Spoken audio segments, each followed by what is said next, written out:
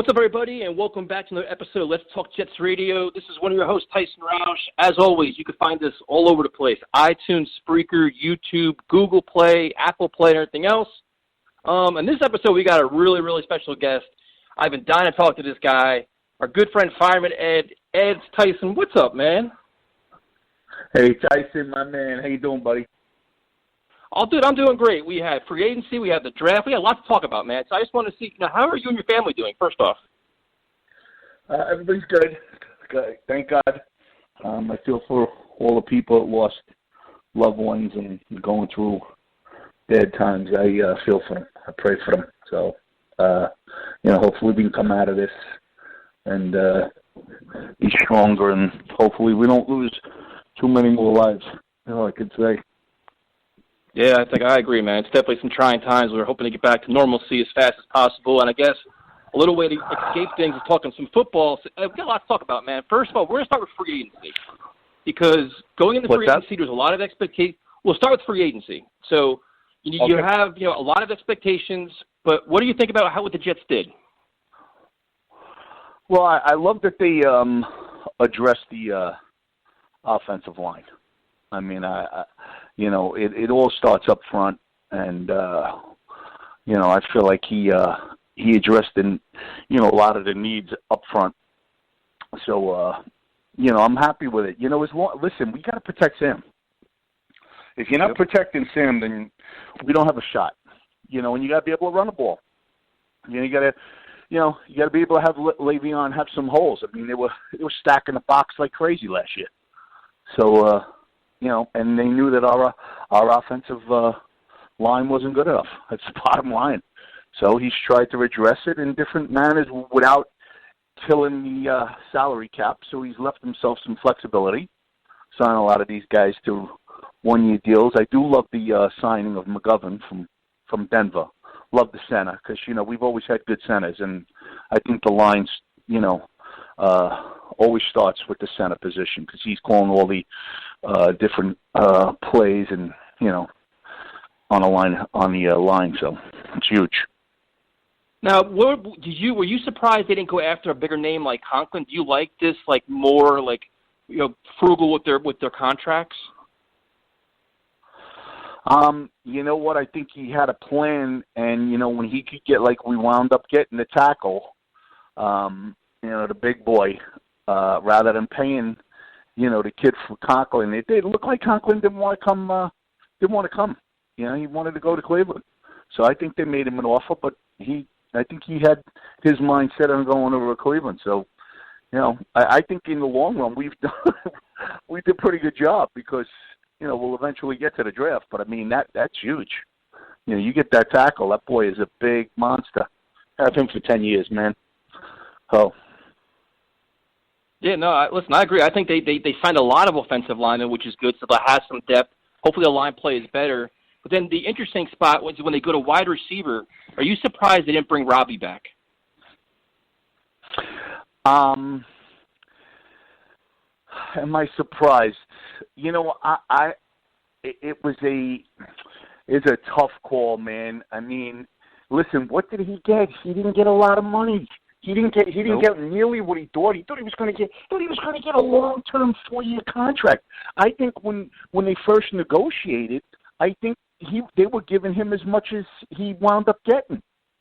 I mean, I think it was on a table. Didn't they have him? I mean, I'm talking about guaranteed money. I think they had him.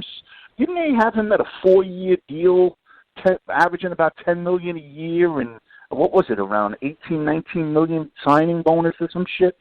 I mean, I don't. Yep. I think that ultimately he went to Matt Rule.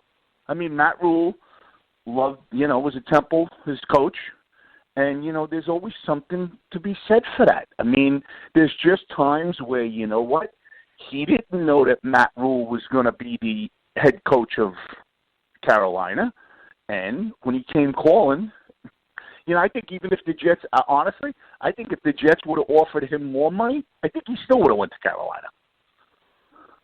Yeah, I think so too. I think he started. I think once the negotiations didn't go his way, I think he was like, you know what, I'm gonna go with my known commodity, my coach, the guy he likes, new opportunity, new change of scenery. Yep. What is your thought about replacing him with Perryman? Well, you know what? Here's the only thing I can do. Here's the thing. We're not privy to all of this. This is why we're fans. I mean, what we have to do is put our faith in our GM, right? I mean, let me address something. I thought that Cagnan was a good GM. When I look back on McCagnon and the deals that he's made and the things he's done, the one thing I will give him credit for was that he got a Sam Darnold, okay? So he pulled, without giving up a number one, I thought he did a good job with that. But when you look at his overall resume, it was brutal. I mean, brutal. His drafting was now you're starting to see because it takes 2-3 years. We got nobody. We don't have. You got Herndon. You ain't got many guys that he drafted. Jamal and Marcus May. You ain't got a lot of guys that he drafted. So I have to put my faith in our GM, Joe Douglas. And what I could see of him in a first year, man, you got to be excited about what you see. Just the way he maneuvered with the draft, getting more picks, and he winds up going down, getting an extra third, and he winds up getting Mims anyway, who he could have got at 48. He got at 59. So there's things we're going to find out if these guys all pan out. But Perryman. Remember, he was in there. He was in Baltimore when they drafted Perryman. So he obviously sees something in him, So I agree. I got to leave my faith in him. I mean, has the kid lived up to what he's was billed to be? No, but last year in those last 5-6 games of the year in Tampa Bay, he lit it up, right? I mean, I was kind of hoping to get, long-term building blocks at wide receiver, but he could be that guy if he plays well here, so that could work out. And he said, we have Mims. Now, what do you think about the running back position? You touched on Le'Veon Bell, and to me, I think he was a little bit misused last year, and it seems like this a never-ending saga with Gase and Bell. But now they brought in Frank Gore. What do you think about the running backs right now?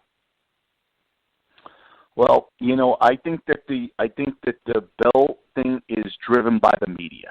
I think it's pathetic what's been said. I mean, Bell's not. Listen, it all comes down to blocking. It doesn't matter. Bell had plenty of opportunities. I think he was 8th in touches in the league. I mean, he ain't got to be number fucking one. He was 8th in the league in touches. So it's obviously the production. If they're not blocking for him, he can't do anything. And as far as them saying, he didn't, Gase didn't want him to pay for, pay Bell, it's Manish Mehta. I mean, this guy, I don't want to get into all of that stuff because it's all negative nonsense. And one of the biggest problems with the Jet fan is the negativity. It's just brutal. And listen, I get it. The last decade has been brutal. But to fucking pounce on a regime here for 1 year is insanity. I've actually thought that Jet fans have lost their fucking minds. I think they've lost their minds because how you could try to run a guy out of town in one goddamn, it wasn't even a year.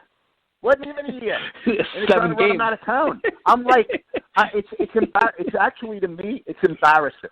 It's embarrassing. I was actually embarrassed this year watching some of our fan base and a lot of our fan base going the way they were when we don't even have the personnel. These guys didn't even have. This isn't their personnel. This is the guys that they're operating with. Isn't their guys? I mean, you're a smart guy. You know football. I know you know football as good as any Jet fan.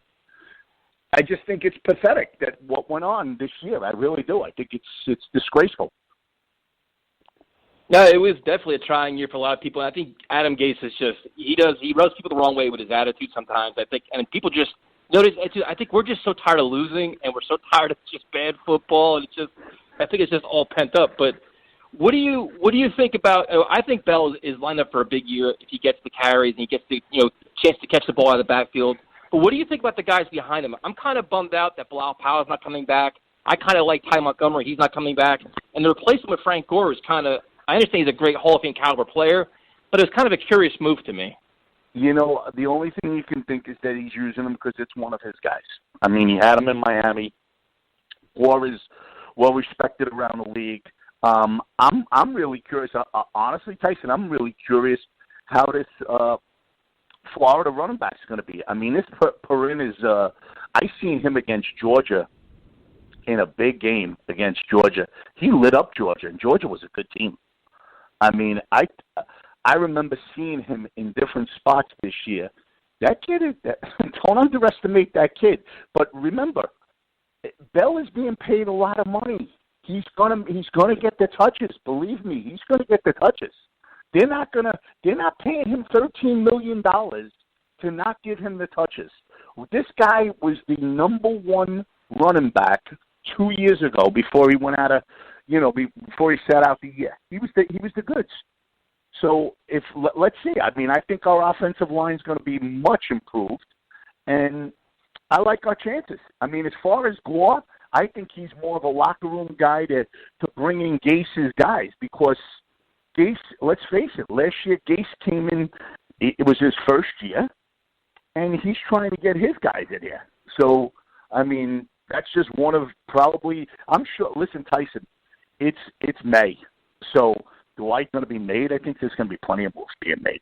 I mean, this is, who even knows if Gore's going to be on the team at that point? You don't know, No, that's definitely true. Now, you look at the defensive side of the ball, I guess we'll start with the biggest name on the defense, and that's Jamal Adams.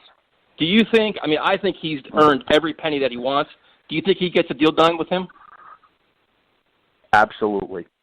1,000,000%. I think that's going to happen. I don't think there should be a rush in getting it done. Do I think it'll get done before the year starts? Yeah, I do. I think they're gonna lock him up. And I think that's one of the reasons you didn't see, these one-year deals. A lot of one-year deals they gave out to guys, all right, because they know they got to pay Jamal, and they're going to have to pay Sam. I mean, so there's different reasons why. I mean, there's a reason why. Remember one thing, Tyson, there's a reason why, the kid Ashton, what's his name, Davis from Cal got drafted. He got drafted not from Jamal. He got drafted because they ain't paying Marcus. They're not paying Marcus. No, but you surprised? That's the bottom line. But are you surprised by that? Because I think you could have all three of them. Like the way the NFL's going, a lot more safeties. You can put like Marcus May and Davis back and let Jamal around the line of scrimmage. Are you surprised by that, or this is kind of what you expect? No, I'm not. I'm not surprised by that because Marcus hasn't stayed healthy, and how many guys are you going to pay now? I'm not saying they're going to release Marcus. They may. We'll see what happens with that. I mean, but I do think that they drafted that other kid because that's their intention. They're not the handlight. If I'm Marcus May, the handlighting's on the wall. I mean, they're not paying Marcus May and Jamal Adams. They're going to pay Jamal, but they're not going to pay Marcus. That's not going to happen. It's just not going to happen. So, I mean, listen, I would love to have everybody. I happen to like Marcus, and I think he's a real good player. But it comes down to staying healthy and what was your production. I mean, when you look overall at his production, you can't say, hey, we're going to throw money at him. It'd be ridiculous. We'd be killing him for that. Now we want to kill him for throwing the money at Anua, and that wasn't this regime. I mean, look at what's happened with Quincy. Jesus, No, that's a fair point. Now, bro. So when you look at the corners, they had to overhaul the corner position. They did. They got rid of Tremaine Johnson. They added a lot of good pieces. They got pullback, which was crazy at that price. What do you think about the Jets' corners now? Well, I do like the kid Desire. I like that kid from the Colts that we picked up in free agency. I like that kid. I love that they signed Brian Poole. I'm real happy about that because I thought he played well for us. I thought he played really well for us. We took a shellacking with Tremaine Johnson. We took a that's a disaster. That contract goes down with what's his face, Mo Wilkerson, who I love that. Me and you loved Mo Wilkerson at the time. Yep. I mean, it's a disaster. I mean, an outright disaster. It's crazy. And that's, but no. They have. We're going to find out. I mean, I would say if you said there was a weak link on the team, that would be it. Yeah, I would agree. And then you look at. I think that's a done deal neither.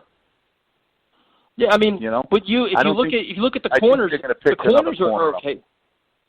Yeah, I mean they could look at Logan Ryan. There's other guys out there. They have the draft picks that are good. But then you look at the middle. To me, the strength of the defense is right up the middle, where you look at the defensive line and middle linebackers. I mean, that's where they're just stacked there. Oh, yeah. Especially if Quentin Williams comes back like a man. Is that your expectations too? Yeah. Oh, there's no doubt, and you're right. I think that they have a real good shot at signing Logan Ryan because he had just checked out of the Titans.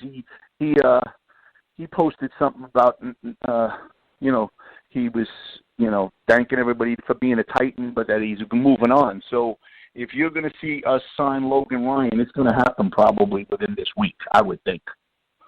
So that if we sign him, all of a sudden I look at the defensive backs a little differently. But I think you're right as far as where our power is, where everything is. I mean, listen, Tyson, it was a disaster last year.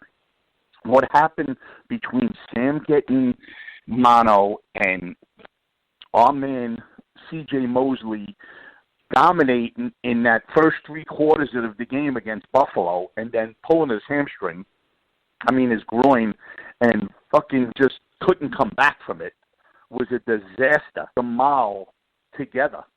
Yep. It's two of the best. Those guys are we legitimately might have 2 of the best defensive players in the league. They're right up there. You got to say they're in the top 10 for sure, those 2 guys. When was the last time we had 2 defensive players like that on the same team? It's been years. Yeah, that's true. If at all. So, I think, and Quentin Williams, I think, will just get better, And listen, the real joy is Greg Williams. Greg Williams and the way he coaches is outstanding. And they don't. Here's what bothers me with our fan base. When they decide that Adam Gase is no fucking good, right? How about giving him credit that he was the one that hired Greg Williams? He's the guy that hired him. He hired fucking Greg Williams. Not McCagnon. He hired Greg Williams. But he didn't get any credit for that. So, I wish the fan base would just ease up. I would love to see Sam Darnold, and we finally are going to get to see Sam Darnold with now this is his 2nd year in this offense. Now we get some cohesiveness. Now we can, start developing all of our guys, all right, with the same offense. Not another fucking offense. Not another changing of the guard, because this is what Jeff fans do. It's always the next guy. It's always, well, this guy's better. Oh, that guy's better. It is so pathetic. It's discouraging. It really is discouraging. I understand the frustration, but when you're a fan, you can't be negative all the fucking time. It's you might as well get another team. Just get another fucking team. So wait, I don't get it. But is it fair? Is it fair to say that we all expected? You're right. Last year was a disaster in every aspect, especially on offense. But is it fair this year to have higher expectations for the offense? Saying, listen, we have an approved offensive line. Absolutely. You have new playmakers. Year 2. That's a fair expectation, though, right? Absolutely. I expect the Jets. It all comes down to being healthy, but as long as your quarterback's healthy, all right, because I believe we have a lot more depth than we had last year. This is the one thing this guy is doing. He's building depth. We have guys that can replace other guys. We're not relying on every the same guys. Your quarterback, that's a different ballgame. By the way, the one thing that I don't agree with Gase, and I hope he addresses this, he's got to get a veteran quarterback in here. He's got to – I'm shocked that they're not signing Joe Flacco because Joe Flacco was drafted by Joe Douglas. Joe Douglas discovered him. So it makes a lot of sense. Before training camp starts, God willing, I expect them to have signed Joe Flacco. They got to sign. They have to get a veteran quarterback in here. You got to have it. No, I agree. But I do think that Adam Gase. Listen, I do think that Adam Gase and the Jet organization, they're absolutely should be getting in the playoffs this year. Because I think they have really. I think yes. I think we have the team. Why not? First off, Tyson, the AFC East is fucking wide open. It's no Tom Brady no more. I'm not sold on this whole Buffalo fucking thing. I mean, I've seen that disaster in the playoffs. I mean, this kid Josh Allen. Tyson. I think we have the best quarterback in the division. We got the best quarterback in the division. I definitely agree with that. We have the best two. How about this? We have the best two defensive players in the division. How about that? Well, you got Stephon Gilmore, too, there. But, I mean, it's close. I mean, healthy Mosley's a big difference maker. I'll compare Jamal Adams and J. Mosley to anybody in the division. They're right up there. We have the two best guys. Listen, that offensive line, God willing, they stay healthy. This kid, this monster, because, listen, this monster that we got from Louisville, this was a godsend. This was a godsend. Yep. Do you see this monster? Have you watched this? Yeah, he's enormous. It's insane. Oh, my. Did you watch it? You see how agile he is? They call him the dancing bear. Yep. And he's nasty. He's nasty.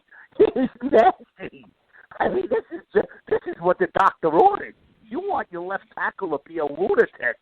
He's going to be protecting Sam's blind side.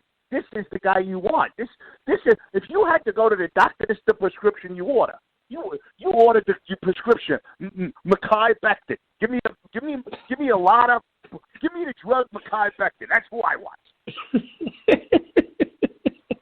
All right. It's true. Listen, and don't sell that George Fink short, because that mother is some athlete. He is I watched some of his film against.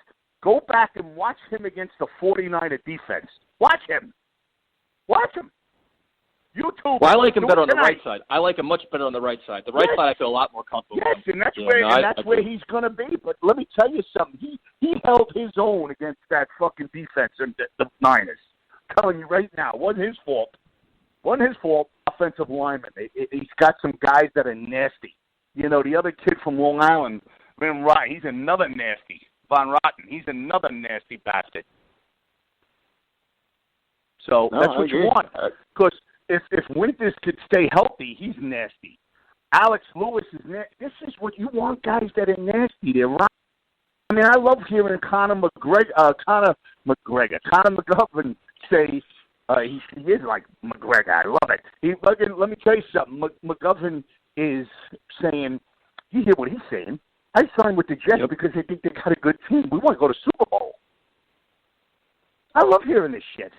This is what we need on this team. We need that. We've been held down for a fucking decade. So you're all in, man. You're thinking playoffs this year. Out of the AFCs. What's that? So you're thinking playoffs this year? I'm surprised. That's interesting. I think. Listen, Tyson. I'm telling you right now. If the Jets stay healthy, they're winning the division. But how many? Like 9, 10 wins? That is not a homer statement. I'm telling you right now, they're going to win the division. I say you win the division with 10 games. Jets going to win 10 games, bro. Oh yeah. But aren't you concerned though? But aren't you concerned about just all these new pieces on the offensive line, new wide receivers, just like the learning curve and getting everybody up to speed? I don't even know if we're going to have a goddamn season. Who knows? I mean, listen. I think that guys will come together.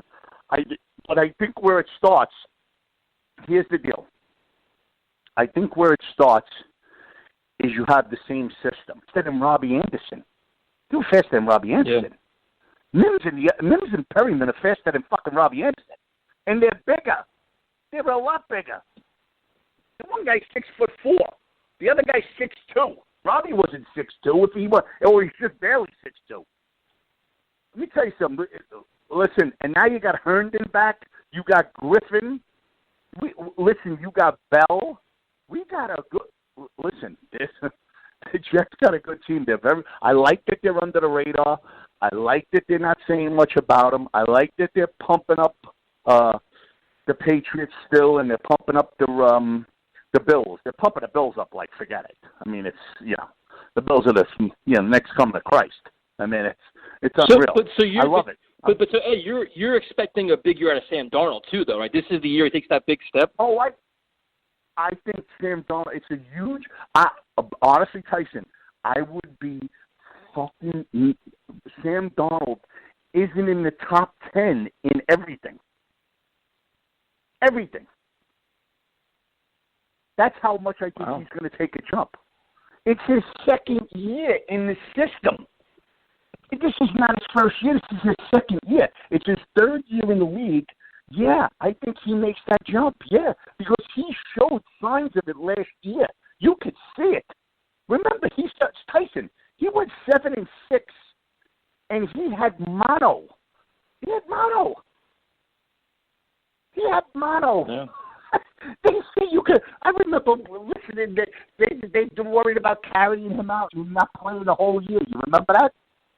Yep, I remember that. Yep. But guys forget everything. They forget about everything. I mean, think about what this kid went through.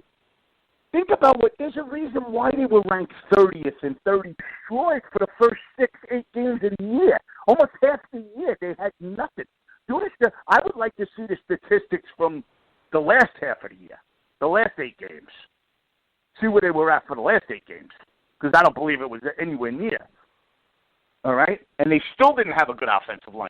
I don't think they played 5 guys, the same 5 guys on the offensive line the whole year. And if they did, it might have been 2 games. There was always a different offensive lineman. No, it was a mess. Right? It was definitely a mess. No, it was horrendous. But how can you ever have an offense if you can't keep the fucking line? And it's a first year coach with a first year system. I mean, listen, if you talk to Pittsburgh Steelers fans about the way we act as Jet fans, they lose their minds.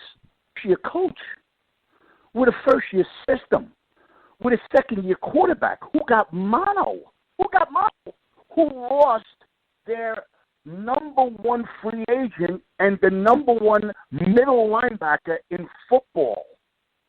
Their leader of their defense, they lost the first game. What are we fucking talking about here? I mean, I don't get it. I was listening all year, and I'm going, I think our fan base has ranked too much Jack Daniels. They're fucking gone. They're literally gone. They are so stewed that when you have one of your friends that when he drank, you would say he went through the mirror. Remember that line? He went through the mirror. Yep. You know where the fuck the guy went? I mean, the guy, he's not the same guy. Well, that's how I feel a fan base went last year. The fucking fan base went through the mirror. I was like, what happened? Come back to me. What happened? What happened? Are you delusional? I mean, the fan base has become delusional. Delusional. We got fucking planes flying for a first-year head coach. There's something fucking wrong.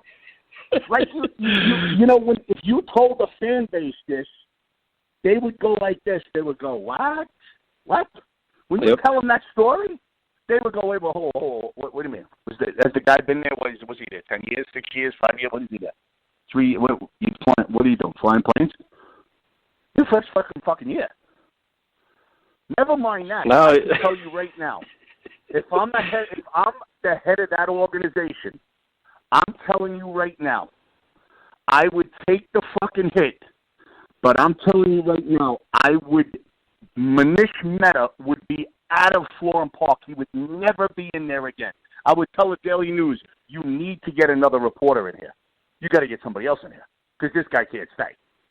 He's got to go because between his fucking sources that he never names a name, he's got a source on every one of them, but there's never any name to the too much juice in a place where it's a defeatist attitude. He brings a defeatist attitude. And I, for one, and you notice, Tyson, because you're a fighter, you're a tough guy. The one thing you have to have in life is confidence. And you have to breed confidence. And you have to stay positive in the times of adversity. Adversity, in other words, fortitude, right? We know what fortitude is, right? Yep. Okay? Well, Manish Mehta doesn't even know the fucking word, okay? Doesn't even know the word. Adversity.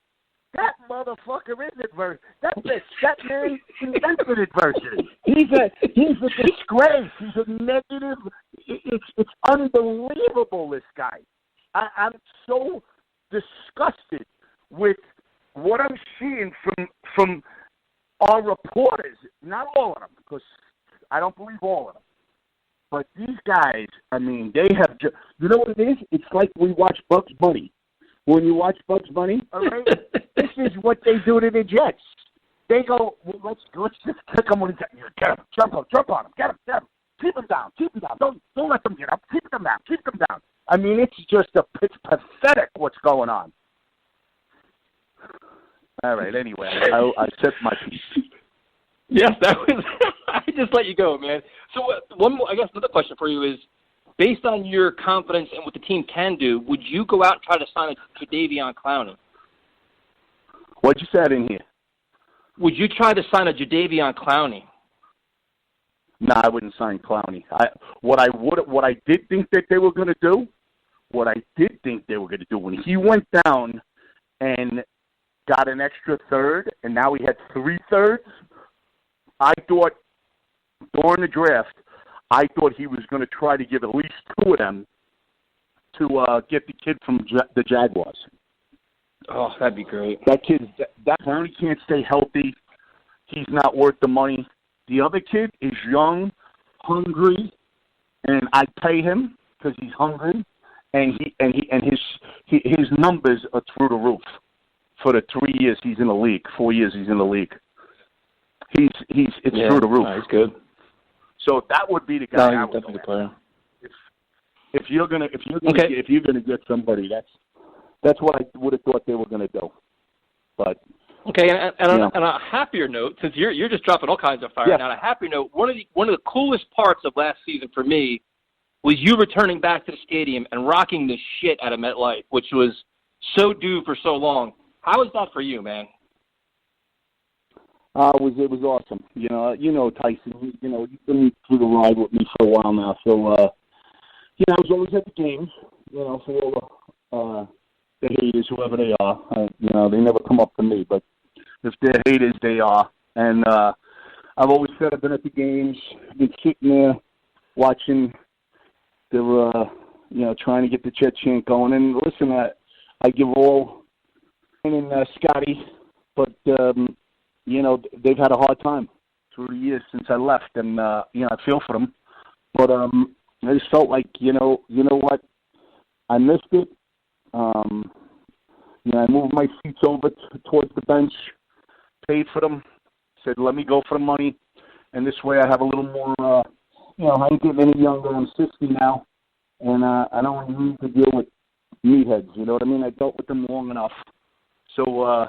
When you go and you up your seats a little better, you have a better chance of not getting hassled. So it was actually an enjoyable year.